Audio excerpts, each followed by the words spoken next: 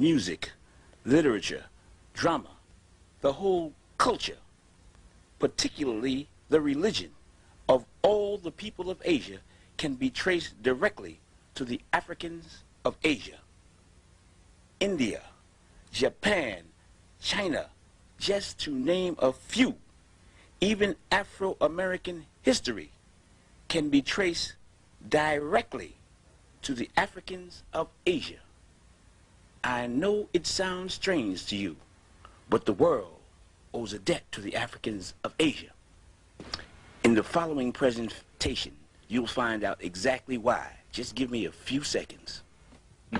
Your ancestors never intended to let you down.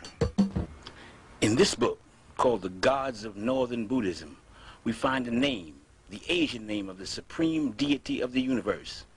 His name is Sambo. They say when nothing else was, Sambo was the name of the God of the universe to the people of Asia. And there are many places that carry this name. This is a depiction of Sambo. This is not an African statue. This is from Asia. And many places in Asia are called Sambo Judasia, the land of the descendants of Sambo.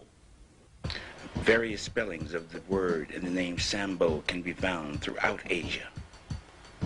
Negas, the divine people of Buddhism. This is a 2nd century depiction of Gautama the Buddha being given his first bath by the divine people of Buddhism called Negas. A tribe in Asia called Negas, the divine people of all the people of Asia, symbolized throughout Asia by the serpent or the dragon. That is their symbol. The Nega means serpent or dragon, the snake, found at the entrance of every temple. The Nega on the roads, on the hills, in the caves, the symbol of the Asiatic black man, the tribe called the Negas, the divine people. There are cities also throughout Asia that carries this particular name, Nega. It can be seen at all ceremonies dealing with worship of God. From the Nile Valley to the Indus Valley, on tombstones, a symbol of immortality because of the serpent's ability to change his skin is a sign of never dying, and is used throughout the planet Earth, North, South America, Egypt, Asia, Africa, throughout the world. It's the symbol of life after death, the Nega, the serpent. In all ancient cultures, in all ancient religions, the serpent is the symbol, the Nega, the symbol of divinity, of God. The original inhabitants of Southeast Asia was called the Mons, an African tribe. In order to confirm what these people look like, you have to go to the archaeological finds from Dabarati, a French archaeological research finding confirming the original inhabitants. There's no depictions preceding these of the original inhabitants of Southeast Asia, the people, the descendants of Sambo, the Asiatic black man. The 7 serpents, or 7 rays, or the Negas surrounding his head, represent the cosmic forces that afford him protection. He is a divine representation of cosmic forces, and those 7 serpents represent his divine mission. He does not come of his own. He's a manifestation of the cosmos. The serpents, or the Nega, represent cosmic forces which is at his command, which represent him as a divinity. He is the manifestation of the universe. That is the symbol of those serpents you see surrounding his head. In essence, the 7 serpents are cosmological, dealing with astrology, astrological representations of those forces of the cosmos that he represents. He is a universal monarch, a universal king, which he manifests and he shows evidence of. The black man of Asia, the original inhabitants of Asia. He is a human being of flesh and blood. He comes as a teacher, as a manifestation of God. His teachings are called the Dhamma. He is called the Buddha, the intelligent one, the one who has achieved intelligence, or the genie, the conqueror. He comes to explain the laws of the universe. He comes to confirm that there is, in fact, life after death. When the Buddha appears, he appears as a preacher, and he preaches the Dharma, that existence is a continual cycle of death and rebirth, and that each person's position and well-being in life is determined by his or her behavior in their previous lives. For example, good deeds may lead to rebirth as a wise and wealthy person or as a being in heaven, and a person's evil deed could lead to rebirth as a poor and sickly person, or even rebirth in hell. He preaches that you reap what you sow. A Buddha also teaches that it's possible to break out of this cycle and gain a kind of perfect peace and happiness by practicing righteousness. They are manifestations of God. According to their prophecies, they promise to prove and make manifest through a Buddha or a Jina life after death before the end of this century. How can you teach a people to know God if he himself does not know God? If you try teaching a Christian that God is also a human being, or manifests himself in the form of a human being, or makes himself known through a human being, they will say that you're crazy, that you don't believe in God. Meanwhile, they admit that he's a mystery God who is unknown. They teach not to make any likenesses of him, yet they adorn their walls and churches with pictures, images, statues like human beings. They also say he is a spirit that cannot be seen. They cannot see him, yet they believe in him. In order to remove all doubt, the Buddha, the enlightened one, the intelligent one, the genie, the conqueror, decided to make manifest to the world irrefutable evidence. They wanted to prove to a people in the future the manifestation of God, that God manifests himself through human beings, through men. Now, prophecy is irrefutable. A prophecy is a written confirmation of what will happen at a future date. These people, the black people of Asia, predicted or prophesied what they would do 2,500 years into the future. The prophecy states that he would send something from the past and join it with something from the future, something from the material world and join it with something from the spiritual world. The union of both the past and the future worlds, and the spiritual and the material worlds, would be contained in the revelation of a secret mystic diagram called the Mandala of Two Parts. This is a depiction of the future Buddha who would make this manifest at a point before the end of this century. Now, the scriptures of the world have all prophesied at the end of the age, which we are now entering, the age of Aquarius, we shall see the revelation of that which is secret, and the emergence into the light of day of that which has hitherto been concealed and veiled. This, our present age, is that time, the end of the cycle, the beginning of the new age. This book by Ivan van Sertima raises the question of the African presence in early Asia. How did they get to Asia? This is the future Buddha. How did they get to Asia? They were called the Mons. And the wind and the rain in Asia is called the monsoon.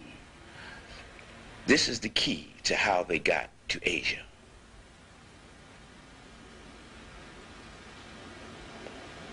The monsoon wind in April blows from the southwest, and in October it blows from the northeast. The monsoon wind blows from Africa to Asia, and from Asia back to Africa. The wind from April to October blows from the southwest, and from October to April it blows from the northeast. These two trade routes and routes that of travel is the direction of the Mons, the Africans of Asia. They went from Africa to Asia, and from Asia to Africa, and they were called the Mons, like the monsoon. Africa was called Hither India, which India, here I am, come hither, come here where I am. And they would get on the ocean and get in the wind. This is where the phrase get in the wind come from your previous life. The Africans of Asia got to Asia by getting in the wind. This is confirmed from the 1st century. The Greeks knew how they got to Asia. The wafting sailors, they call it the divine ship of salvation. The Mons, when they would arrive in Asia and when they would leave Asia. The Japanese badge of nobility is called a Mon. The monsoon, the monastery, Mani, is identified with the black man of Asia. And the largest statues on the planet Earth located in Asia are depictions of the Buddha, the black man, the Jinnah. His hair confirms who he is. This is the largest statue in China and the largest statue on Earth depicting the black man. The oldest and largest manifestations of God, like this image of the Buddha in Thailand and Southeast Asia, are representations of the black Africans of Asia. There are no other statues or monuments of antiquity that precede them. They manifest themselves on Earth and prove life after death. This from Ceylon or Sri Lanka, showing the Buddha, thousands of years old. They are the largest statues on Earth, representing the black people of Asia, or the black man of Asia, the one who comes back from the dead to prove immortality. They do it all the time in all the countries, and they prophesied that they would do it before the end of this century. This is the largest statue in Sri Lanka, the largest statue in China, the largest statue in India, the largest monolithic statue on Earth, the genie, the one who comes back from the dead, carved in solid rock 70 feet high. The largest monolithic statue on Earth is the black man, and it is not in Africa, but it is in Asia. The Asiatic black man, the manifestation of God who comes back to preach and explain the doctrine of immortality, how to escape the fires of hell. That is his sole purpose.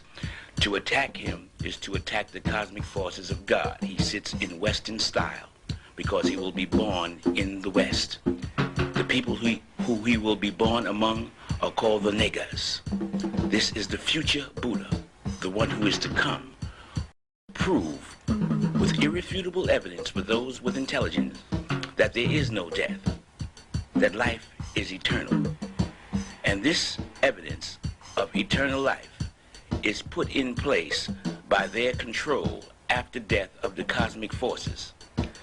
This is a cave in India showing the one who is to come in the future. All of these statues and monuments are thousands and thousands of years old. The future Buddha, sitting down in Western style. He is known by many names in many religions. To the Christian, he's the Christ. To the Muslims, the Mahdi, the Messiah, the Avatar, Maruk Bull. To the Koreans, the Buddha, the Genie. All different names for the same individual who is to appear now at the end of the age, the beginning of the new cycle. He is also called Maitreya, the future Buddha. In this book, Maitreya, the future Buddha, you can find the prophecy of his return in 2,500 years. This prophecy identifies the time when he is to appear. It states that he will appear in 2,500 years in a tripartite year in the first year of a cycle. He will descend to be reborn, and he will produce a city of silver by transformation. He will change a city which will serve as evidence of who he is. He must produce a city by transformation. The Buddha was born in 560 BC and died in 480 BC. He received enlightenment at the age of 35, which is 525 BC. This prophecy had to have been made between 525 BC and 480 BC. If you project 2,500 years into the future, it'll come between 1975 and the year 2020. 30, 60, and 90 are tripartite years. 1930 and 1960 is gone. The only tripartite year left is 1990. The first year of a cycle is 1991. In 1991, the future Buddha is to appear. 1991.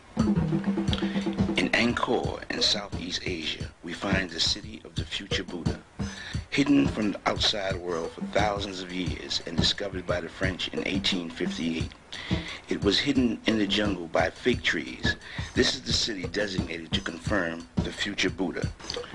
This city was hidden because of the banyan tree, a tree that starts in the sky. Birds drop their seeds from the sky on the leaves of existing trees. The branches spread out horizontally and then grows down, covering everything beneath it. The tree is worshipped throughout Asia. It's called the tree of God. It is the only tree that starts in the sky and comes down. Here you see it written that one tree covered 20,000 people. It is the most unusual tree on earth. It's the fig tree, the banyan tree, the tree that hid a 36-mile wide city in the jungle for thousands of years. This is the tree of God. Here it is explained that the tree spreads indefinitely and it is not known to die. It's the tree of immortality. It is the most famous tree in Asia, the banyan tree, the tree of God. This is an artist's depiction of the city of the future Buddha, a city of stone, a stone Bible of the religious teachings of the Africans of Asia. This is the entrance to the temple called Angkor Thom. An 8-mile perimeter covers the city. This picture shows you how the tree starts in the sky and the roots come down, covering that face which you see. Those are roots from the tree which started in the sky, covering the face on a tower. There are 50 towers in this city with faces of the future Buddha. This is a close-up on the future Buddha's face with the roots which started in the sky and came down to cover it. The fig tree. This is a picture of that particular city, a map showing you the 36-mile perimeter. And there's a 7-mile perimeter around this city of Angkor Thom. This is the city which we will focus on, the Bayonne, the central temple of Angkor Thom. This city is viewed as a Bible, a sermon in stone. As you can see, it was built by men to confirm and serve as evidence, irrefutable evidence, of the future Buddha. That the Africans of Asia who built this here, they knew and wrote the future before it happened, and that the future Buddha would use these stone images of himself, these 50 stone-faced towers, skyscrapers in the sky, stone monuments, a Bible on the walls to confirm his identity, hidden in the jungle for thousands of years. Even though the city was sacked of its riches when it was discovered by the French, it still bears mute testimony to the teachings of the black people, the Africans of Asia. These stone-faced monuments are depictions of the one to come. There are 50 towers telling you that this one, the future Buddha, who you see here, would be in a tower. The 50 towers representing the 50 states of the United States before they were ever discovered. The lions on the outside also bear testimony, since there are no lions in Asia. The lions came from Africa. These are African lions. This map shows you all the animals of Asia. The lion is not an indigenous animal, the tiger is.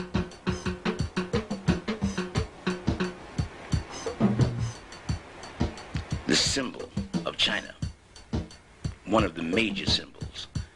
It's the symbol of the Asia Society for all the people of Asia, the lion, testimony to the influence of the Africans of Asia.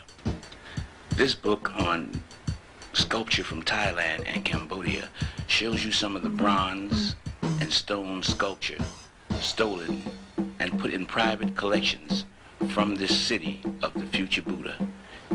These were inside the temples and taken out by the colonial powers and put in private collections for private exhibits. The Africans of Asia. Let me clarify the way of the gods in all cultures. Number one, they write the future before it happens in stone. Then they let the future happen. Then they send one back from the dead who explains it and reveals that which they wrote. This constitutes the execution of judgment. Now, this shows you that there are, in fact, 50 states in the United States, and there were 50 towers in this city. The future Buddha is to appear in a tower in the United States on the 7th terrace. There are 7 levels above his head. That's the esoteric teaching. On the walls of this is the story of the people whom this individual, the future Buddha, would appear among. Here we show the Europeans coming into Africa. We see they have weapons on their shoulders. This is on the walls in this city. We see the African with his bow and arrow going to meet the European on the field of battle. We see the African with his elephants and his weapons of war going to meet the aggressor coming into his country. Here we see the two armies clashing on one single panel on the southern wall at the temple of the Bayonne in this city. The African army on the left, the European army on the right, and they clash in the center of this stone carving of the European invasion of Africa, as the Europeans load the African arms to the bottom of the ship and take off to America, onward to America. The Middle Passage where the Africans are thrown overboard, the entire history or book of Revelation or unveiling is shown in this city of the kidnapping of Africans from Africa. This city is a book of Revelation, an apocalypse in stone. It is discovered by the one they call Maruk Bull, the future Buddha. He discovers and unveils the true meaning of this city. This is in the religious teachings of the people of Asia. He uses a city carved in stone, the true book of Revelation, the apocalypse, the book of Revelation, which will be discovered and explained. And we will now take you to the true history of the United States of America and their slaves to identify the truth carved in stone thousands of years before it happens about these people, the Africans of America. This document, this is the true document of the slave trade from Great Britain or the British House of Commons. It consists of certified eyewitness reports of the satanic atrocities of slavery. The fact that it was a conspiracy is evident by the pattern of punishment and the systematic step-by-step method in which it was applied for over 400 years. It is an orgy in the infliction of pain. The infliction of pain on innocent people with eyewitness step-by-step reports on what they was supposed to do and what they intended to do to these people who they identified in their document as an injured humanity. They meant to injure these people, and this was their intent. They referred to them as injured humanity. Christians did this to the children of Africa. The science that was used on these innocent people were based on universal cosmic laws. As you see here, there are laws that are above all man-made laws. They're the laws of the gods. They're the laws of the universe, and they govern all humanity. The two laws which we will focus on right now is called the law of karma, the law of cause and effect, and the law of polarity, the relationships between opposites. Both of these laws pervade all things in the universe, and this was the focus of the slave trade. We all know about crack. If a woman takes crack, we now know that that same addiction will be born into her babies. Crack addiction in the mother is born into the child. This natural law, the law of rebirth, the law of karma, the law of cause and effect, was used on the slave in a corrupted method, in a corrupted manner. The primary objective was to induce the fear of God into the slave. Fear is associated with God. If you fear someone, that person in your subconscious is viewed as God. And fear is something that you always have the expectation of once it's induced in you. So the primary objective to get the desired results would be the creation of a race of people that would worship the European race subconsciously as God. That's the objective. Pain and fear, the infliction of which would cause the slave subconsciously to worship the European as God.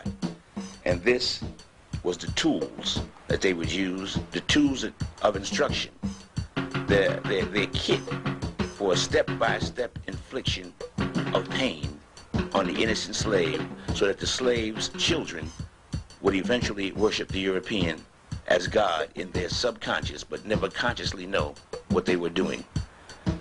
This is one of the greatest, or the greatest crime ever committed by human beings, so-called human beings, against human beings.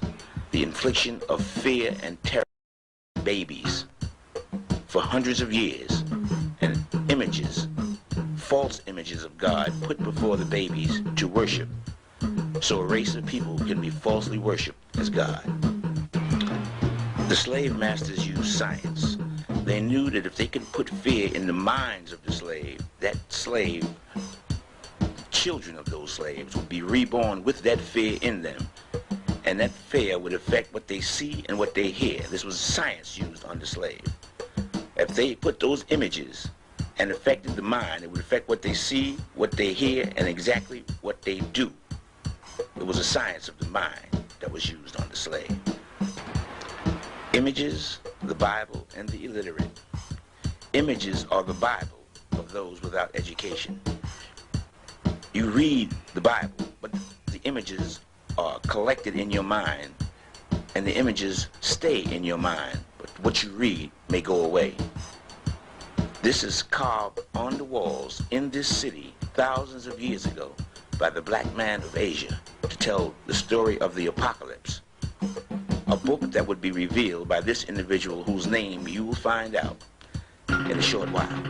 He is the future Buddha, the one who unveils the book of Revelation in a stone city, bringing the past and the future together. Now that we understand the science used to get the desired results of the false worship of the European as God by a group of slaves and their descendants, forever and ever if possible, now let's continue with the story. Once again on the stone walls we see the African and the Europeans in combat, fighting to prevent their people from going into slavery. To confirm this is an African people, on the right you see the djembe, a very popular African drum, and on the left you see the African talking drum, not the European, not the Asian, but the African talking drum, carved on the walls to show that this was an African people who were carried off as captives. Here it is on one panel with 3 levels. The war that took place in Africa thousands of years before it happened, carved in stone, bearing mute testimony to what really happened. Here is how the European artists of that time interpreted that event with his pen. The same event in the British Commonwealth, testifying to what they said that they did at that time to the black man. Here, the testimony from a rock in this hidden city tells exactly what happened, which was known by the gods. A testimony in silence from a stone and from a paper in the British House of Commons. I just interpret what they said that they did with their pen. Here, the slaves are shuttled out in small boats to the mothership. The artist's depiction at that time with their pen, interpreting what the mothership looked like.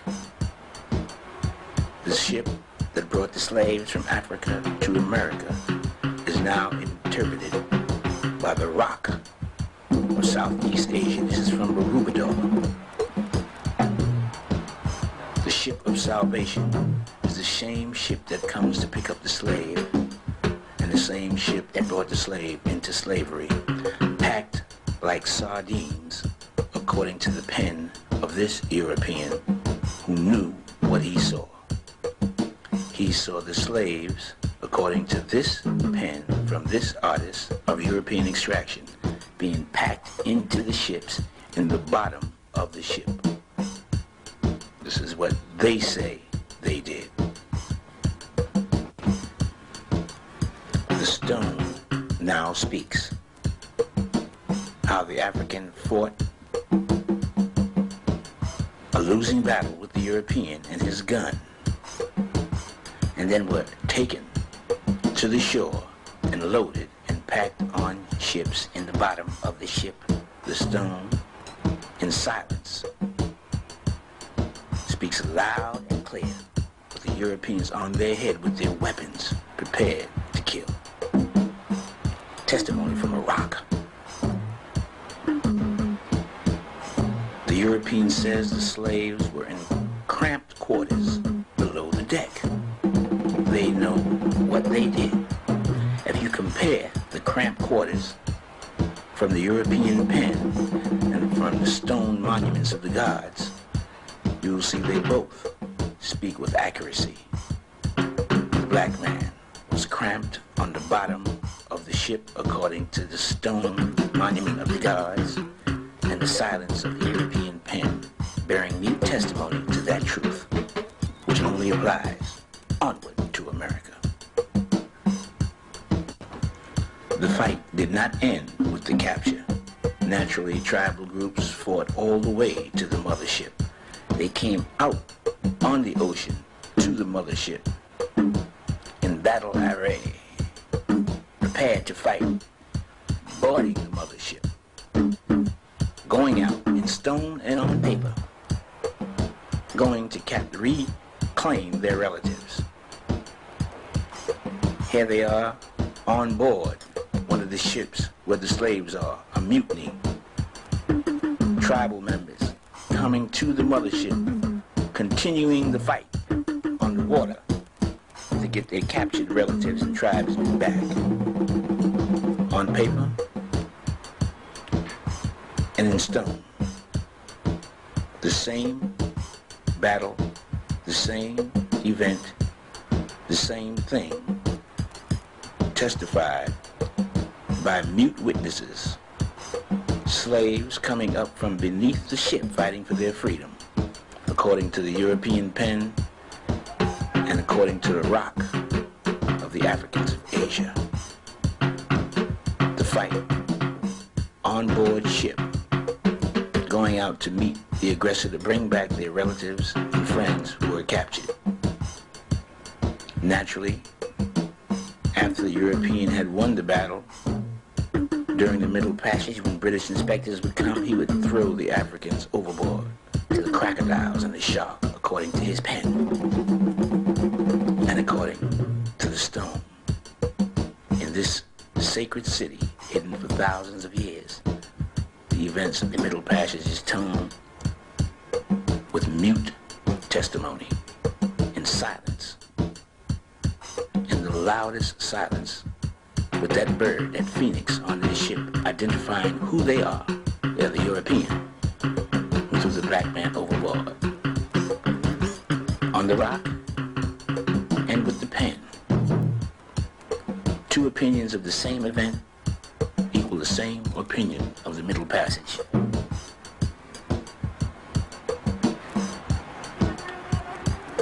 Naturally, the crocodiles had their feast on the black man, where many, many millions died during the Middle Passage, according to both history books. Who were these founding fathers who did this to the Africans? According to their own pen, They were the worst kind of deranged ex-convicts which they had gotten out of their jails, shiploads of them. Mass murderers, satanic worshipers, the worst deranged minds they could find. And their leader, this is his logo, Sir John Hawkins. This was his symbol. The chief slave master, the chief slave driver, the chief slave capture. This was his symbol, according to him. And this is according to the Africans of Asia in stone. Both tales, two people of the same story, reaching the same conclusion. One thousands of years before, and one thousands of years after, bearing testimony to the wisdom and knowledge of the black man of Asia. Another story that was going on at the time was the mass murder of the American Indian, destruction of him, his civilization, his family, his tribal organization, and his people, for absolutely no reason at all, according to their pen, but greed. Here we see the confirmation of what they say in that document in the British Commonwealth about the families being separated at the crack of a whip. The father from the mother from the baby, and the relatives left crying, and the boatman holding the boat, anchoring it to shore. European art speaks in silence, and so the stones of that sacred city that was buried in the jungle, showing the boatman on the left, the Africans being prepared to be taken off the boat at the crack of a whip.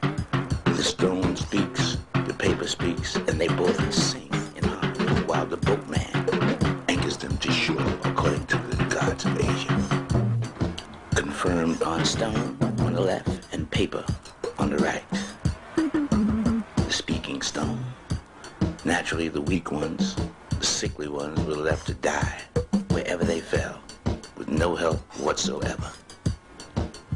On to auction block. The history of the sale and marketing and capitalizing on human flesh is solely attributed to the European.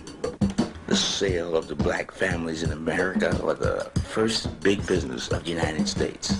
Here we see a black family on the auction block. The paper speaks, the auctioneer takes the bids, and the helpless, terrorized family stands up there in blind terror, waiting to see who will help separate them. And here we see the same identical scene in stone. The stone speaks loud, the pen of the European speaks loud, and they both sing together in perfect harmony. Truth, so clear a blind man could see. Confirmed in living color and on paper, the whip separating the families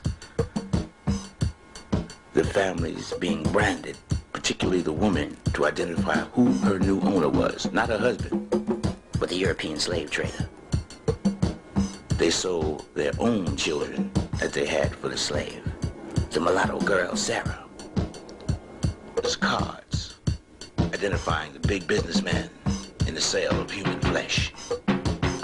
$1,200 for Negroes. Negroes for sale, according to these documents, the authentic official documents. There are no lies here. The paper speaks loud and clear. Valuable slaves for sale. Mulattress, mulatto. Sarah, Dennis, Fanny, mulatto.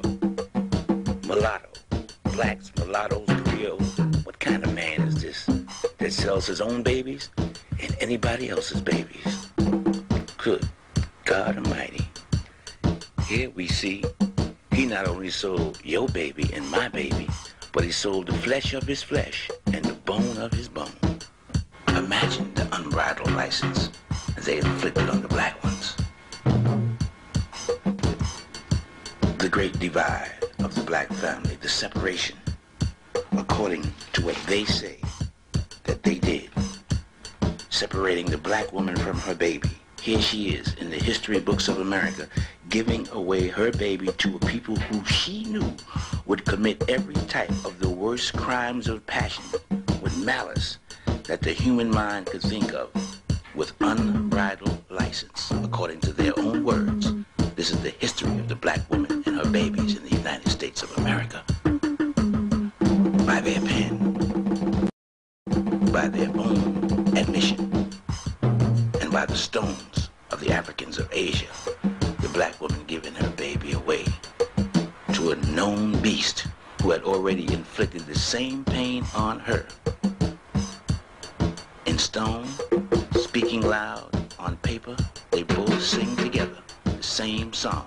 The exploitation and degradation and crucifixion of the black people of America with unbridled license. A stone city in Asia, buried in the jungle. The history of the black people. That black woman was forced to go back to the plantation and give her love to the white woman, the slave master's baby. After she gave her baby away, they made her love his. Incredible. This is according to what they say they did. The passions, the worst passions of the human mind, rage with unbridled license. They call this the extraordinary punishment, the infliction of which included malice and fury, according to their words. The voice of their paper.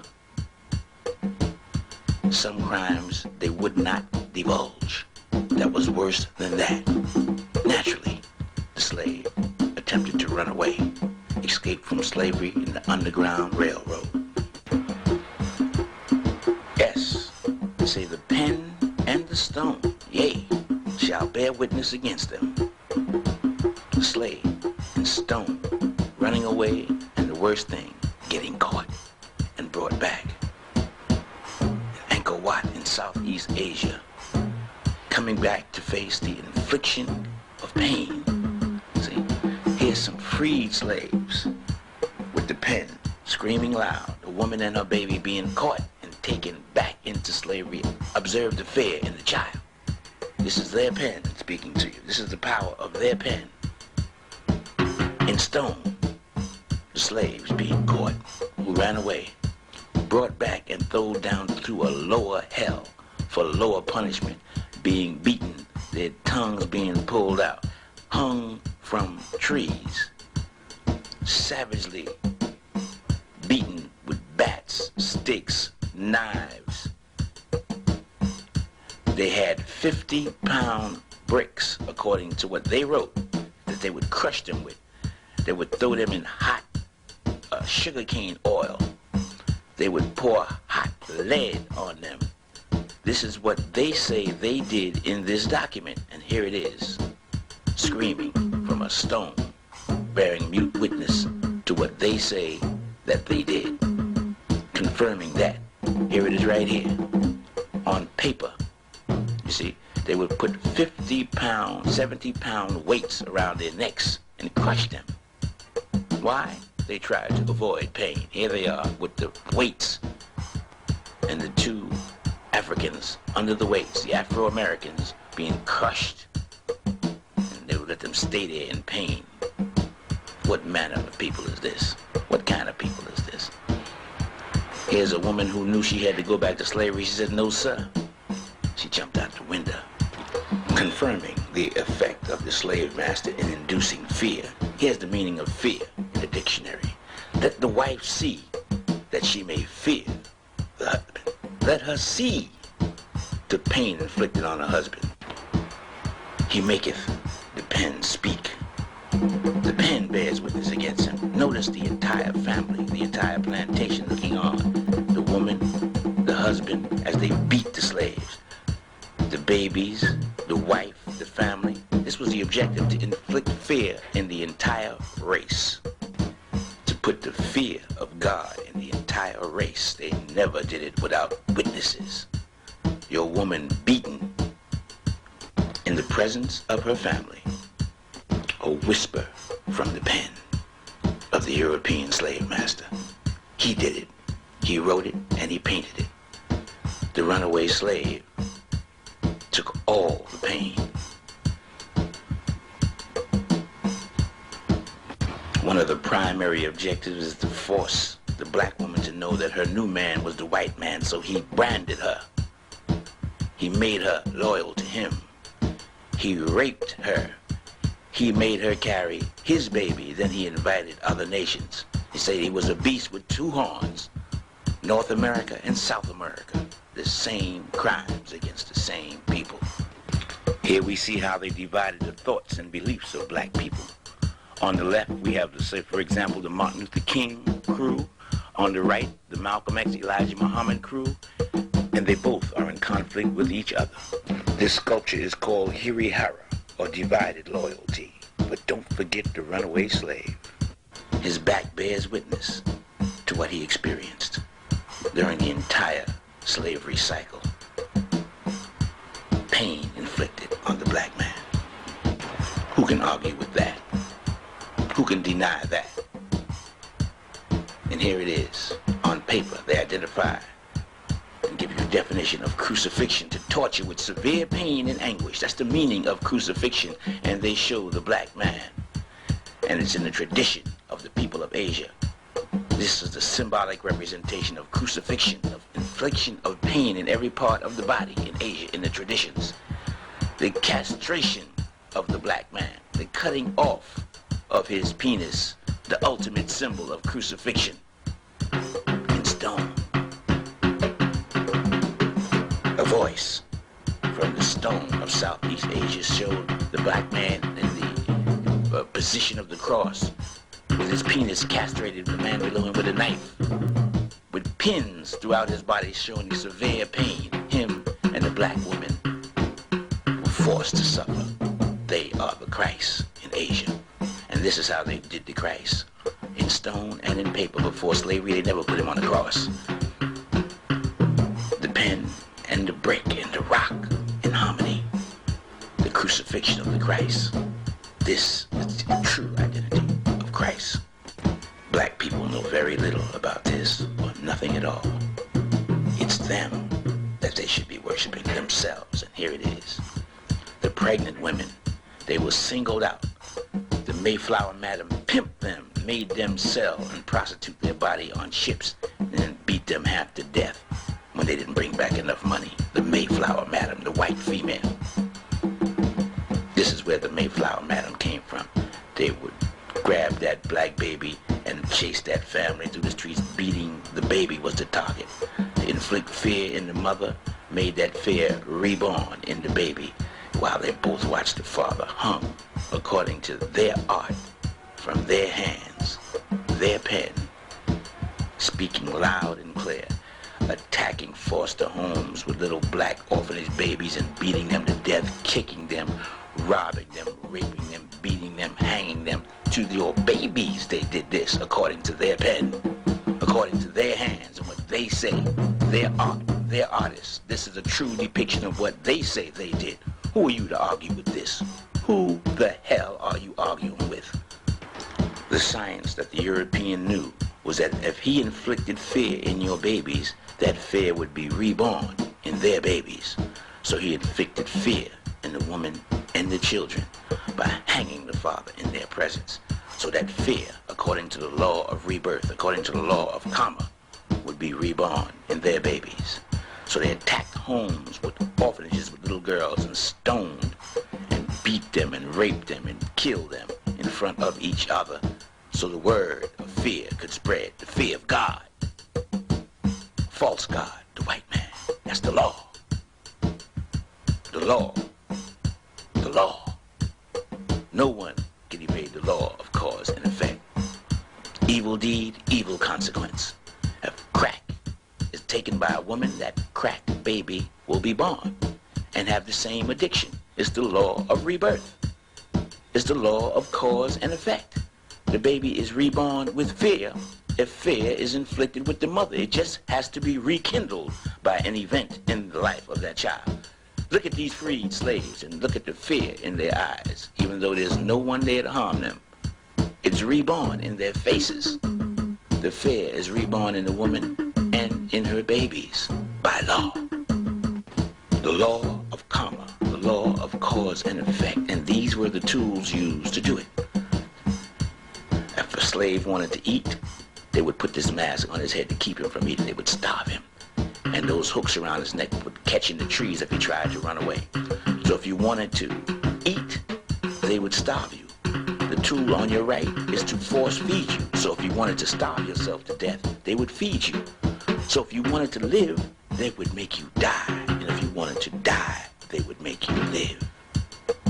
Think about what kind of people you were dealing with. Especially consider the fact that you committed no crime. No crime. Except that it was a people who they wanted you to worship them. So this is what they did. The woman and the man. The European woman and the European man would kidnap slaves and sell them back. Colored people, kidnappers, slave catchers, for money. Snatch your baby from under your bed and sell him. That's why they call it the crucifixion in stone. Speaking loud when you understand the handwriting of the gods. This is what they did. It's the only way to show it. They shot your husbands when they was in the water swimming, according to their art and their pen, speaking to you. They beat the old man, 89 years old, 80 or 90 years old, who could not defend himself. They beat him to the ground in front of his kids. They shot the son in front of his family. This is their pen. This book tells you much of that 100 years of lynching, telling you more than 5,000 newspaper articles on black people who was lynched. A colored woman hanged in Oklahoma. This is just telling you some of the stories. Negro youth mutilated for kissing white girl. They chopped off his penis and kept it for a souvenir. That's what they did. Negroes taken from jail and riddled with bullets. The black man, the black woman, the black child, nobody was safe. 24 hours a day. Souvenirs. See, for the Negro's anatomy, they cut off his penis, his hands, his legs, and sold them as prizes, trophies. Is lynched by orderly mobs suspecting of killing a cow who they favored over the human being. A mule thief is hung who they favored over the black man. They would kill you for stealing chickens and hang you in South Carolina. This is just the last 100 years. Imagine what took place 300 years earlier. They say 70% of the hangings, there was no crime even suspected. They would just grab you off the street and do this. Live and in living color. This is the people. This is your history that you try to avoid in Barubador. They show it like this. They show you being put to the fire. Did you know that? The white man used to burn you at the stake. And the tradition is in Asia where you see the Buddhist monks setting themselves on fire as the ultimate form of pain, the ultimate form of sacrifice which the black people of America had to endure. This is a tradition to remind you when that day comes what they did to you. Standing around taking pictures and laughing. This was a joyous occasion, mind you. This was no sad occasion. They took souvenir pictures. There it is in Asia on the right, and in America on the left, the traditions of the Africans of Asia. And the inflictor of pain, smiling, proud of what he did. It's all crowd when you burn a black man. They all want to see and cheer as he burns. This is according to their hand. They had to push back the crowd at the burning of this innocent black man of anything worth being set on fire for. But this is the tradition of the American way. See, they would hang you, burn you, and shoot you at the same time from their hands bearing witness against them. See, they would shoot you running, they would shoot you on the ground and beat you, and they would stomp you at the same time. They would work your babies and your mama in the cotton fields for nothing. See, this is how they showed it in stone. The whole family on the plantation in this city in Southeast Asia. They would show the man taking the place of a mule, pulling the plow while his wife guides it. The man is pulling the plow, you see, and they would show you in stone the work that the entire family of the diaspora was forced to endure in this beast with two horns, North America and South America, primarily the United States of America, where this history is carved in this history of the country. It's inseparable. No free labor for 400 years in stone. The rock, the Nestorian stone. The rock shall speak, yea, he shall make the rock speak. While you worked, you were beaten. While you played, you were beaten. You lived in fear. Here it is. Yea, the rock shall speak to them. The rock shall tell the story. Yeah, in silence, the rock screams out. Yeah, they hung us from trees. Who else has a history like this? And you want to call it a lie. You want to call the handwriting of God a lie. You didn't know, did you? Yes, you did. You tried to forget. Once again, this was a festive occasion. They would take pictures and show it to their babies and their family, how they killed the nigger for nothing and saved the cow. Even the governor would commend them in Augusta, Georgia for the lynching well done or the burning well done, teaching the niggers the fear that their forefathers put in the Constitution. They had to keep fear. Here's a Rodney King. 100 years ago. Here it is, kicking and stomping this black man to death, or damn near dead. This is what they did. And here's what they did the other day in LA. It's the same people doing the same thing all the time. And here it is in stone, hollering at you. Yeah, he gonna make the stone speak. Understand the esoteric teachings, the secret teachings. They catch the slaves and they inflict the pain. They inflict the fear of God in them, which they refer to as the crucifixion. Fear is something you live with all the time. Once it's inflicted on you, and they made it their business to continue it. The crucifixion of the Christ. The infliction of pain, the suffering of the Christ. If you really want to know who these people were, here's what they ate. They ate the whole hog, as you see them putting the whole hog in the pot there. That means they ate hog maw, hog head, and hog jaw. They ate pig feet, pig ears, and pig knuckles, chitlins, fat back, ham hocks, pork chops, pork skins. They ate everything pork. They ate the whole hog. Who else fits this description? They even ate pork and beans. There's your beans. Pork and beans, y'all. Yeah. Ye shall make their hands testify against them. That's what they did. You're the only people on the planet who eat that much pig.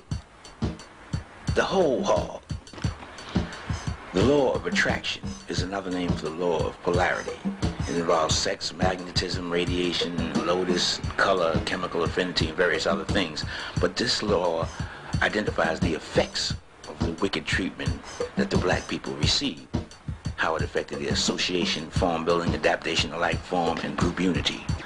The first effect is that it subconsciously made them worship the white image, or the white face, or that which is close to whiteness.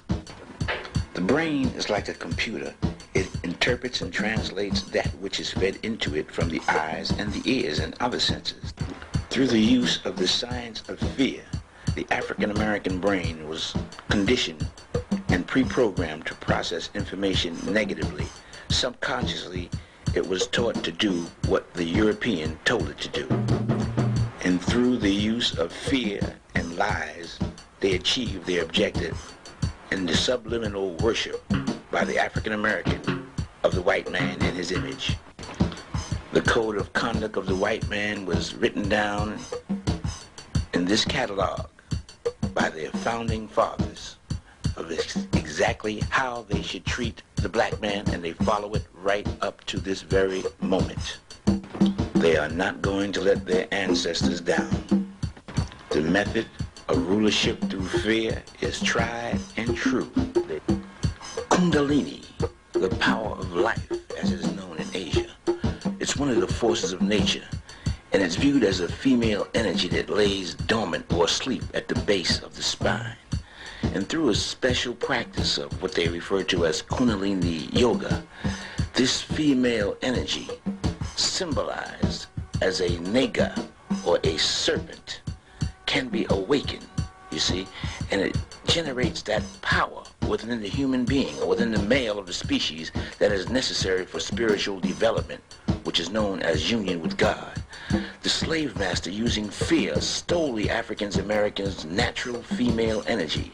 He is now unable to express himself spiritually, symbolized here by the genie, the conqueror because he cannot awaken his spiritual energy within himself and achieve that union with God. Once the Kundalini is awakened, it's considered to be the highest spiritual advancement, symbolized here by the genie or genius, who can awaken his own Kundalini power, the fear of death. This is the book the master gave the slave. Death put limitations on you. You set patterns in your life. At 40 years old, I'll do this. At 60 years old, I'll do that. And then I'll die. You limit your life. You limit your achievement by the belief in death. And they show you that only the Christ comes back from the death. This is what they gave to the slave, a belief in limitations on the mind. He was taught that Christ died for his sins. The African-American has been tricked into believing that he can commit any crime, murder included, and that if he only asks the Lord for forgiveness, he will automatically be forgiven. Let me give you the real truth. The Lord heareth not the prayers of the wicked. The Lord heareth not the prayers of the wicked. There is no man living or that ever lived who can violate the laws of nature with impunity. It's only your deeds that save you. Your good deeds must equal your bad deeds. You reap what you sow. You pay for what you do. You pay, not Jesus Christ. Nobody can pay for your sins but you. Here, in this picture, the pen reinforces that belief that you can do what you want, this church scene, and be forgiven. Here, the stone speaks of the same testimony. The stone and the pen testifying to that same truth, the belief that you can get away with all your wickedness in the church. You got to reap what you sow. Here, that same wicked teaching in this, what they call a contraband meeting. It's contraband because there's no white people there teaching you the same thing. Go out and commit any crime. Go ahead and do it. You'll be forgiven. And here it is in stone, speaking loud. The pen and the stone. Yea, the pen and the stone shall bear witness. Thousands and thousands of years ago, teaching that same teaching. Here's how the black man learned of the Bible. With the white presence in the church, the white family, the white father, making sure that he got every lie correct, generating that image of love and compassion for black people on Sunday. But on Monday morning, they would turn around and get your children in school and teach them the science of being underachievers. They wrote all the books in order to guarantee your children's miseducation. They were taught to idolize European intelligence and education, and that they come from an uncultured, primitive people. They would make images of themselves, of loving kindness, and symbols and in art. And then when the children came out on the street, that same fear became real. The reality came home. This man, on one hand, loved them. On the other hand, he hung their families and beat their babies and terrorized their mothers. This is how confusion, disagreement, and arguments became a natural part of the African-American culture. This was the science that was put on him from the slave master. Then they took their little babies and little girls and put them to work. Little girls and boys under 10 years of age are sent to chain gangs, according to what they say they did. Hard work and low wages. The African American went to work for America in the building of America, as we see here, as the stone speaks.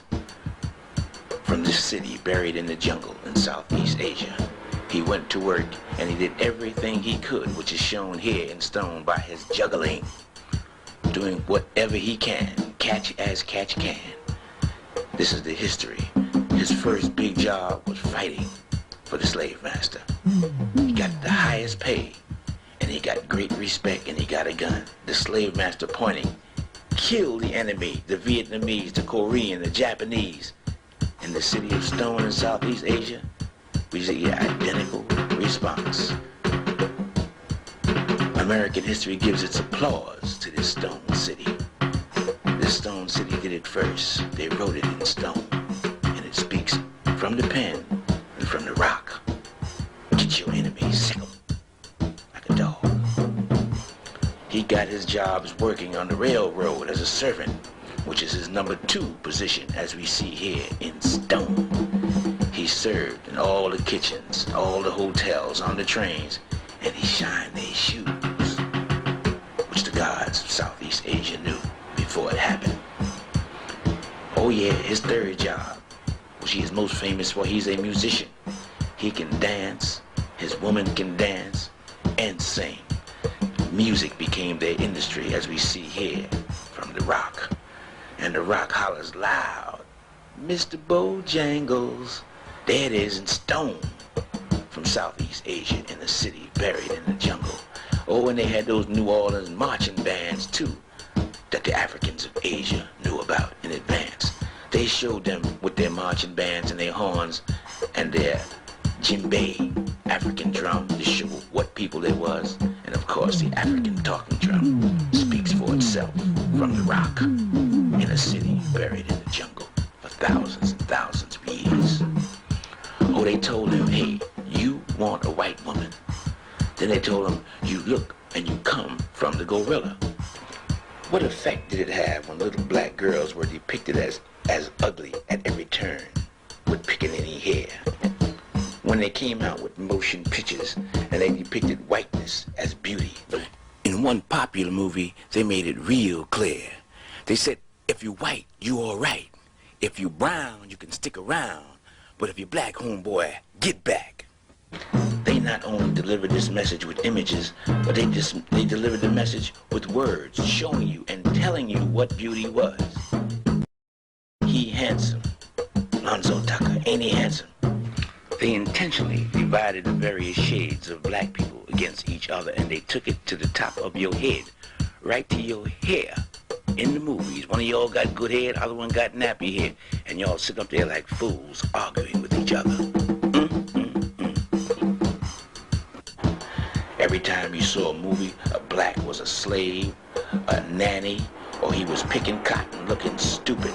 That was the image that was given to all little children. The black female was taking care of the white woman's baby. What effect did this have when you saw your father at every turn carrying a bucket and a mop? This was the images that was put before your babies. What effect did this have on the mind? According to the laws of cause and effect, the signs were up all over the country. No colored hair, no niggas and dogs hair. Don't drink at this water fountain. Don't walk in this doorway. Don't eat at this lunch counter. Don't wash your clothes here. Don't do nothing white, because you are not worthy of standing next or being near the white ones. You're nothing. You're black and you're ugly. What effect did this have on the minds of your babies? When they first learned how to read and they saw this, what effect did they have? The European knew what to do. He knew how to destroy the mind and make a slave, because the mind tells the eyes and the ear. And the black man suffered because of the science, and so did the black woman. They went through physical and mental anguish all the days of their life. This is America. That's why they say the black man and woman of America was crucified. The stone speaks. The stone will tell you loud and clear if you can read the handwriting of the gods. They crucified the black man and woman of America in every way, externally and internally, and they used the science. Oh yeah, they focus. Oh, your own people sold you into slavery. They focus on that. Slave master bought you from a black man. They made the black man beat you according to their document, so that you wouldn't be mad at the slave master. You'd be mad at the man with the whip. They had a specific mode of beating slaves. They would have two blacks hold them in the front, one black hold them in the back, and another black beat him under the instructions of the white man. The slave who is receiving this beating is angry at the blacks who are beating him. This is reborn. This is what they did intentionally to make you hate each other, and this is reborn, and it's depicted here, the effects. These are not two gladiators. This is brother against brother in stone. Notice they look exactly alike. This is what the gods of Asia were telling you. The effects were brother against brother, which is in our culture. The white woman spying on the Negroes working. There they are, they snitching on each other, they got fights. with each other. That's the effect of slavery. They gambled with each other, stole each other's money, tried to take each other's money, became enemies of each other. That's the effects of slavery. Stealing from each other, which is endemic in our culture. One brother would get mad and stone. Here you see him solving the problem, killing you, cracking you on the head with a baseball bat in stone. The stone is screaming, telling you exactly the effects of slavery. Here we are in jail in Southeast Asia, in a city, in the jungle. We occupy the jails all over the country. We fill them up in stone. We started drinking, taking alcohol. These are the effects of slavery. And today you find us all over America doing what we have been doing for the last 400 years, begging for survival. This is the man who did it. He wears leopard skin from the Indus Valley because a leopard is the only animal that will attack a human being without provocation. The stone speaks without provocation. That's what this tells. This is a wall carving showing you everything you just saw. Or almost everything.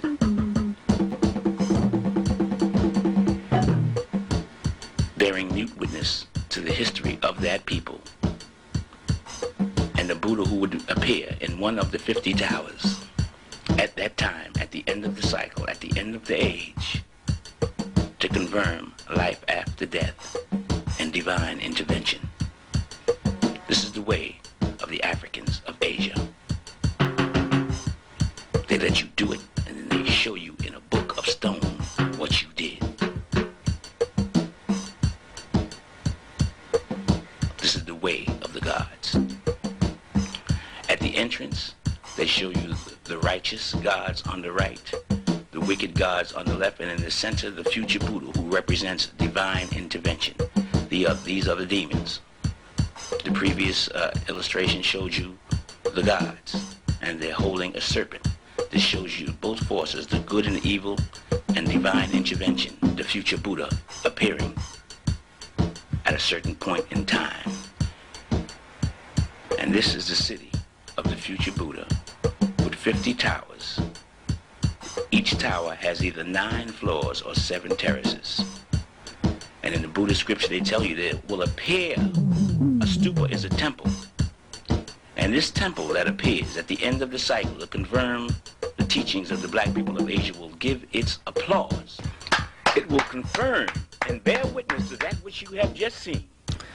Now, in closing, the word nega is a very profound word. Is represented by the serpent, and the serpent or a snakes can be found throughout this city, buried in the jungle.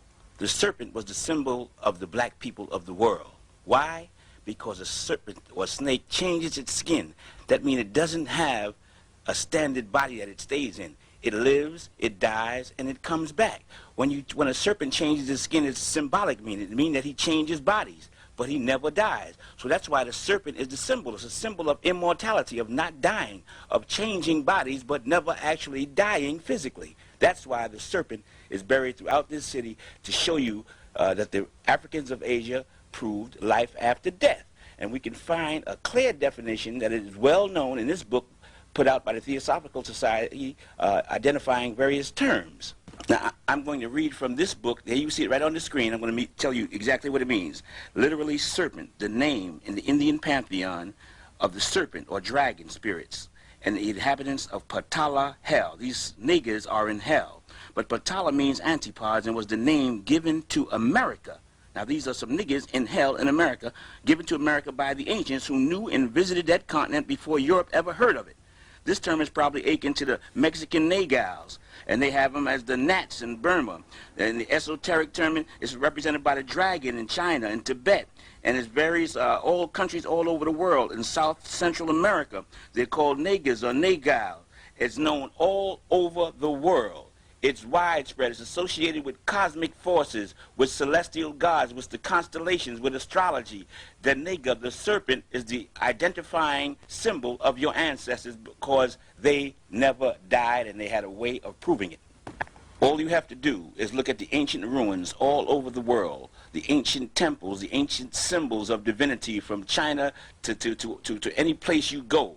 right here. It's the wisdom. They were identified with wisdom and with death and rebirth and resurrection. They were identified with the resurrection of the dead, of proving life after death. That's why the serpent changes its skin. And it was the symbol that your ancestors live, die, and come back. And you could go to North, Central, or South America. Before the conquistadors came, these were the pyramid temples with the serpent, the nigger, outside now. Step pyramids, the same principles used all over the world, you will find all over the world, and the serpent is present in each one of them.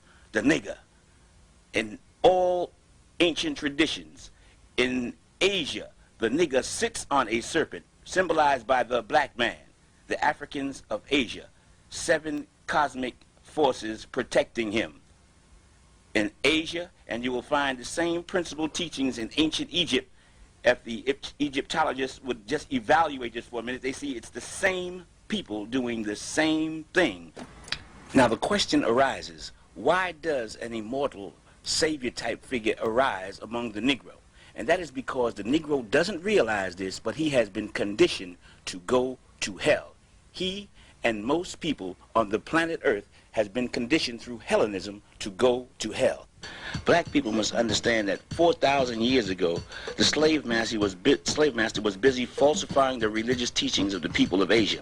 He single-handedly rewrote the entire Hindu religion of 1 billion people of India, and he handed distorted teachings to all the people of Asia. As late as 2,000 years ago, they stepped up their religious brainwashing of the people of the earth. They went from Europe through Asia and back. They carved the path of death, destruction, by establishing a false teaching throughout the world, which still stands today. Hellenism, perpetrated by Alexander the Great. Alexander the Great was known and became great for his murder and killing and destruction of everything black that stood in his way. He burned and looted all that was in his path. Without earth movement equipment, he tore down the great multi-storied religious structures spoken about in Deuteronomy and Kings as high places, built by the original man, the Asiatic black man, which showed 9 floors and 7 terraces. These conquistadors did the same thing, Pizarro and Cortez, when they went through North and South America, bringing the Hellenist doctrine, a doctrine that would put the people of the planet Earth in hell.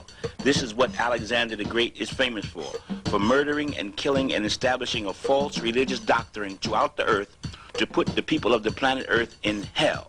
They burned and looted all the religious scriptures that was in their way. Their primary objective was to destroy all religious teachings and to establish a false teaching that would send all future generations to hell.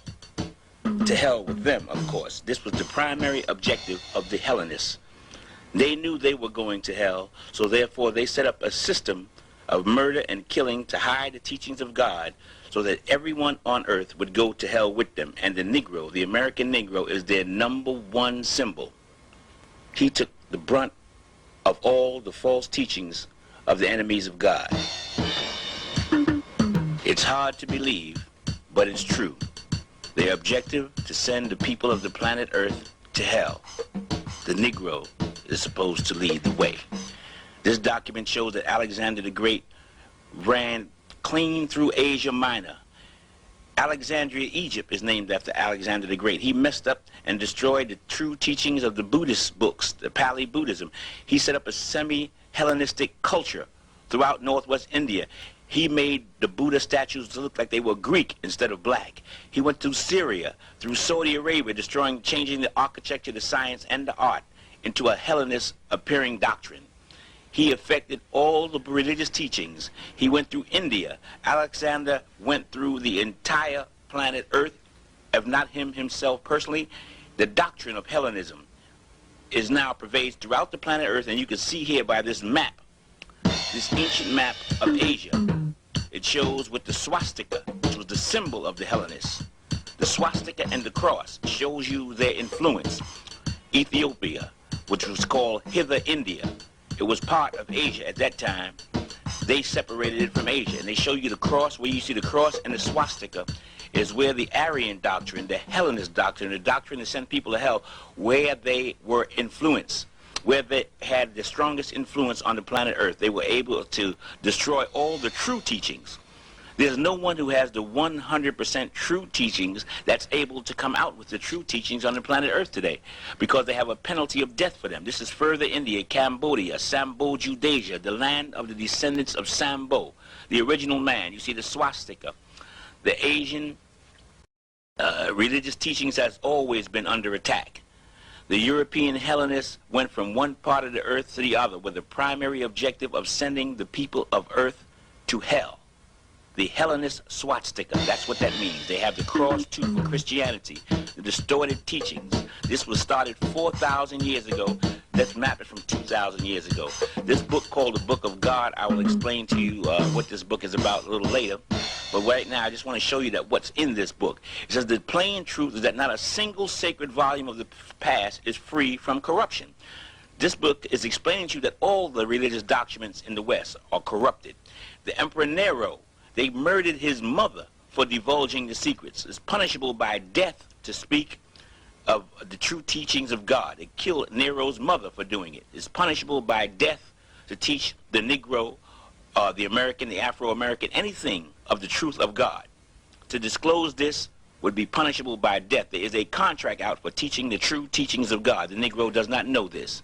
The people of the present are ignorant like the people of the past. This book explains to you how they set up death as a penalty for teaching the truth. Death was the punishment, and the priests, the head of the church, were the murderers. They would kill you. They had a vested interest in teaching all the people lies about God. And the priests were the #1 murderers. The Negro doesn't know this. The apocalypse, the revelation, was death to divulge. Now this was 4,000 years ago, and then as late as Alexander, which was 2,000 years ago. The Messiah, the Negro was looking up in the air for somebody to come down with wings. They say here the Messiah is just a savior. He's a man in all respects, not free from human error. However, his doctrine is the doctrine of God, but he's a human being like everybody else, and he makes mistakes like everybody else. You can't tell you're a Christian this. He's looking for Jesus Christ to come down on a cloud. This is the position that they put his mentality in, the Hellenists. This is why the stone sculpture speaks loud and clear about the Negro's mentality. He has a robot mentality. He does whatever the white man says. He doesn't realize that he's been brainwashed. This is the fisherman of Nineveh, Noah's Ark. He's on a boat. This is Jonah trying to catch the Negro, to pull him out of the mental destruction that he's in. He's on his way to hell, but he does not know it. That's the Messiah with the net trying to catch the Negro. The Negro is on his way as a robot going to hell like a Frankenstein monster, but he does not know it. This is in stone. Look in your dictionary. This is an Oxford dictionary that Europeans use. White people use this dictionary. Look in the Negro dictionary that you have in your house and see if you find this word, Helen. Helen is the root word of Hellenist. Now look at the meaning of the word Helen, which they will not put in your dictionary. It says of or belonging to hell. Helen is the root word of Hellenism. It's infernal, it's hellish. That's the meaning of the word Helen. If this word Helen means belonging to hell, then Hellenist or Hellenism is a practitioner of putting you in hell. That's what the Hellenist culture is about in this country, belonging to hell. Helene, a word that says the name applied to themselves. They call themselves this by all Greeks. It eventually spread to Italy and throughout Europe. They call themselves Hellenists. Why? Because their principal objective was to send the people of the planet Earth with their culture to hell. The Negro is to lead the way as proof by the Emancipation Proclamation, as you see here, the ultimate form of proof. Now you have to remember when evaluating this document that the Negro slave could not read. He was not allowed to read up until his freedom when this proclamation was created. If he was caught reading, he was killed on the spot. So he had to read the symbols on this proclamation. This is how he read, by symbols. Slave master made pictures for the Negro, because if the Negro could read, he would get killed. So the Negro didn't read the words of the proclamation. The symbols is what he read. Symbols and pictures and images have always been the Bible of the ignorant. And you can see with the Emancipation Proclamation that the slave master fooled the Negro with symbols and images just like they do today with television and the movies. Now let's look at this document through the slave's eyes and see what Honest Abe really did for the Negro. Now, as you saw by the wicked treatment of the slave master and the spirituals the Negroes sang, that anyone who freed him would be viewed in his eyes as God. This was his strongest belief. Now, what does this symbol tell the Negro? He tell him that a white angel who he viewed as God freed him. This is what Honest Abe told the Negro to believe. Honest Abe falsely told the Negro he would be happy and free, as that shows you right here. Again, Honest Abe tells the Negro to take your babies and make them love this white angel that freed you. This is the message to the illiterate slave. Honest Abe tells the Negro that he's going to get paid money. He never got paid during slavery. That was free. Honest Abe told the Negro with this picture he's going to have a beautiful home. The Negro was living in a shack at the time. With this picture, Honest Abe reminds the Negro that he's the one that gave him salvation, that they should pray to Honest Abe. This is what the illiterate slave saw. He told the slave that his children would get a wonderful education. That's what he promised the slave. That's the way the enslaved interpreted it, but he told the slave, you're going to still be working for master. Now, he wasn't going to lie about that. You got to work for master. And he reminds the Negro again to teach your babies to love the one who freed you. That's God in the slave's mind. This is the symbol of the 40 acres and a mule, which you never got. Now, let me see if I can unlock your mind when you see this picture. Notice the devil has chains. Why? Because the slave master knew that he is the devil. But he changed his appearance, and the Negro's brain was so devastated he couldn't figure this simple one out. The slave master was setting you free because he achieved his objective. And the objective of slavery was to send all Negroes and future generations to hell. You couldn't see it in 1865, but you could see it right now. The nigger, the serpent. They associated him with the devil to make you think the serpent was evil. But that's you. N-A-G-H. The Africans of Asia, the serpent gods. That's who you are.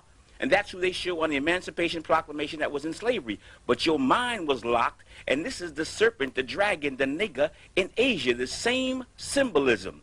He knew it all the time. In ancient Egypt, these are the people they're talking about. You, the nigger. They programmed you to go to hell. The divine tribe, the divine people who would be enslaved in hell in America. The nigger. The serpent gods, your ancestors, were enslaved, their people in America, and it's on the Emancipation Proclamation. You couldn't read it in 1865, but you can see it right now. Look at it.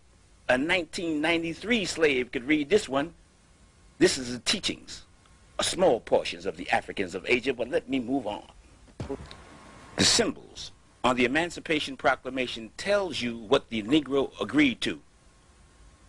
His mind was already devastated. That's his sacred sanctuary is the mind. He agreed to submit completely to the white God and white belief because he couldn't read nothing. Nothing here could he read. So he agreed to go to hell unknowingly by following this image symbolism that's on the Emancipation Proclamation. The slave didn't know it, but he made a pact with the devil to go to hell. More than 4,000 years after the truth has been devoured, here comes the Negro on his way to hell, and he's not walking, homeboy, he's jogging. In order to stop him from going to hell, his ancestors now intervene. They intervene by sending the future Buddha, or a future human being among their own kind who is enlightened. They refer to him in Asia as the Buddha. This is the way his ancestors intervene to awaken him to that which the slave master has done to him, which he does not know. And this one who comes teaches him the truth. That's why they call the Buddha the liberator of the niggers. The liberator. This is in this book, The Gods of Northern Buddhism. They call the Buddha as liberator of the serpents. See, he comes to liberate, to give salvation, liberator of the niggers. Powerful king of the niggers. The Buddha appears to liberate you, to save you from going to hell. This is why they say the Buddha is the liberator of the niggers. Once again, the liberator of the niggers. They were bred to attack the Buddha when he appears to do something beneficial for black people. That was the breeding of the nigger during slavery. So since the Negro wants to attack, I want to show you the way of the gods. He's been conditioned to attack. First, they write the future again. Then they let the future happen. Then they send back one from the dead who explains it to you. And then they execute judgment. They put the wicked in a lake of fire. The attackers go into a lake of fire. They punish the wicked. Now here's a temple, one of the greatest religious monuments on earth that sits between 4 volcanoes in Indonesia. It's called Borobudur. And Borobudur has a secret I wish to explain to the attacking people, those who like to attack the one who brings the truth. This temple shows the same story of the Negro, but they show it in more graphic detail. Here's the Negro on Friday night, chilling with his woman, smoking reefers, cocaine. The facial expression shows the dope mass. They write it in stone, thousands of years before it happened. And then they show it to you, smoking joints, taking dope, smoking crack, all in stone in Asia, in Borobudur. Here they are on Friday night, high, chilling with their woman, clapping their hands, jamming, doing the latest dance, and playing their saxophone, written in stone, thousands of years before it happened. Can this be a Chinese, a Japanese, or a Mexican? No, home slice. This is the black man of America with his saxophone, and the identifying location is the ghetto, and it's Friday night. Make no mistake about it. They knew you before you knew yourself. But the objective is to show you that you are not to attack anyone who brings you truth. Here they show the future Buddha in this same temple being attacked, not for doing anything wrong, except for speaking the truth of the history of the black people of America. They have the fate of those who attack. Words and verbal confrontation is beautiful. Physical violence gets you the lake of fire, as they explain it, and it is shown here in this same temple that showed you the saxophone, shows you the fate of those who attack, because the black people of America has been programmed and bred to attack their own kind first. Don't do it no more. This temple speaks loud and clear. You don't want to do that to the one who brings you the truth. You want to sit back and talk. And this is in stone. Also, in Tibet, they show you that same stone punishment in the sacred mandala. This is Mahakala, the god of pain. And it shows you how they punish those who attack. The Buddha, the future Buddha, is on the outside. He's not subjected to all of that. But he shows you what happens to the programmed anybody of any race who attacks the truth when it comes at the end of the cycle. He winds up in this vessel here, referred to as the lake of fire. Physical violence, forget it, man. Just forget it. I want to show it to you in stone and on paper. This is the Tibetan wheel of life. It's known all over Asia. This is the fate of those who want to attack the truth at the end of the age, at the beginning of the new age. Your ancestors refer to this is turning the wheel of the law. And the name of the one who comes back to turn the wheel of the law is called Nigga Jr. or Nigga Juna. He explains the secret teachings of the Africans of Asia. The wheel of the law is the teaching that there is no death, that life is eternal, and his job is to prove that. Many sacred places are named throughout Asia with the name Nagasaki, Nagarjuna Konda. That means the hill of Nagarjuna. When he appears, he'll be living on a hill. He'll be across from an island like Manhattan, living in a tower, which they refer to as a monastery. This is called Nagarjuna Konda, the hill of Nagarjuna, which is across from an island. You see, he's also known as Nigga Juni. He is the one commissioned to do that work for the Africans of Asia. Now you might be asking yourself, how did he receive all this information? This book here is The Gods of Northern Buddhism, and I'm going to read to you the story of Nigga Juni or Nigga Juna. Just follow the yellow as I read. It says he received the treatise on which he expounded and developed the Mahayana school from the serpent gods, the niggas, and that the nigger king himself revealed to Nigga the holy text in the dragon palace under the sea. That's like America. They further claimed that Gautama Buddha, the Buddha, had given this treatise called the Prajna Paramita to the niggers to guard until such a time, it's a specific time now, as the world should become sufficiently enlightened to understand its transcendent wisdom, and that the niggers, after converting this individual, Nigga to Buddhism, handed over to him their precious treasure. Now let's take a look at what the precious treasure is. It's on the bottom line. They said they handed over to him their precious treasure. The precious treasure is the evidence and the proof of life after death. That's the bottom line. They refer to this as their precious treasure because it's the only thing that God wants to hear at this point in time. It's the only thing in the world that they preach. Praying, stomping, testify means nothing. It's the teaching of life after death, and this is God's gift to the Negro.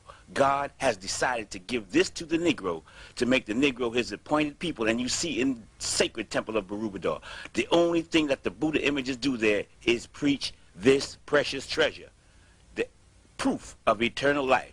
In this 9-floored greatest religious monument on earth, the top 3 floors show the bell, for whom the bell tolls. Now let me tell you what the bell means in all the religions of the earth.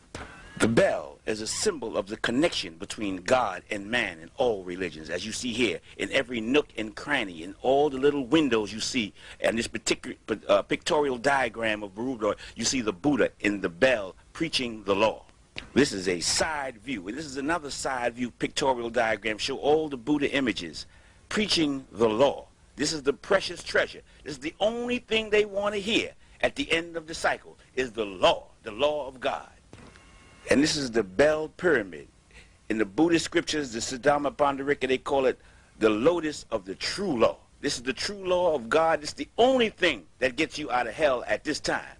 There are more than 500 images of the Buddha. This is inside the bell. Inside each bell, the Buddha preaches the law. The symbol of the bell also means that the God is calling you to obedience, to bear witness to the divine law, to bear witness to God. That's what this bell means. The ringing of the bell is saying, hey, get down on your knees and pray. This is the last one. This is the big one. It's the only thing that the gods want to hear at this time. Here we see the Buddha, a symbolism of the Buddha preaching this precious treasure, the proof of eternal life, and the Buddhists from thousands of years ago in all worlds and every universe get up and bear witness. At the end of the cycle, the living and the dead, the souls bear witness to this teaching of this precious treasure, the law. The preaching of this law is the only thing that gets you out of hell. They say it is the fruit of meritorious action, just the remembering, teaching, and explaining it to others so they can understand it. They say that any place that you preach this should be worshipped as a shrine. They say the value of this is incomparable. There's nothing to compare with preaching this law at the end of the cycle. They say that this preaching is of incomparable measure. The mind cannot conceive how much this is worth. You could give $1 billion, trillion away to the poor, wouldn't be worth an inch of this law. This is the only way to get out. They say if you receive it, write it down, memorize it, teach it to others so they can understand it, it's incomparable. They call it the Diamond Sutra, the Thunderbolt, the Vajra, the manifestation of God.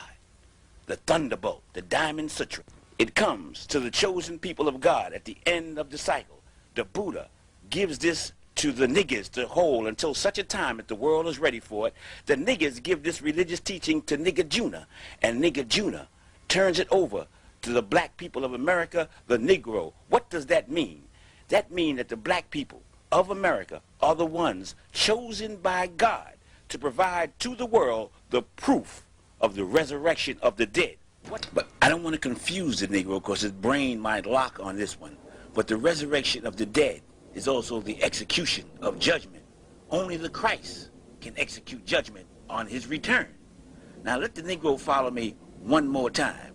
He has been chosen by God to show to the world the resurrection of the dead. Now Jesus Christ, let's look at the meaning here. The word Jesus means Savior. The word Christ means anointed. So Jesus Christ just means anointed Savior. It's a title for the Messiah. It's a title for one or a people commissioned by God for a specific task. This is the image that the Negro has of the anointed Savior, the European on the cross. This is the depiction of the Africans of Asia, showing the crucifixion of the black people of America, the black man and the black woman being crucified. Which one will you choose? The black man and the black woman of America is the true Christ, carved in stone thousands of years before it ever happened. So as a reward for their 400 years plus of torment at the hands of the brutal slave master, the God of the universe awards the Negro, the righteous Negro, with eternal life by providing that evidence of the resurrection of the dead. He promised the Negro eternal life in the paradise of the gods, and this is what the righteous Negro gets. You have to meditate for a while on this one, because God wants the Negro to preach this sermon.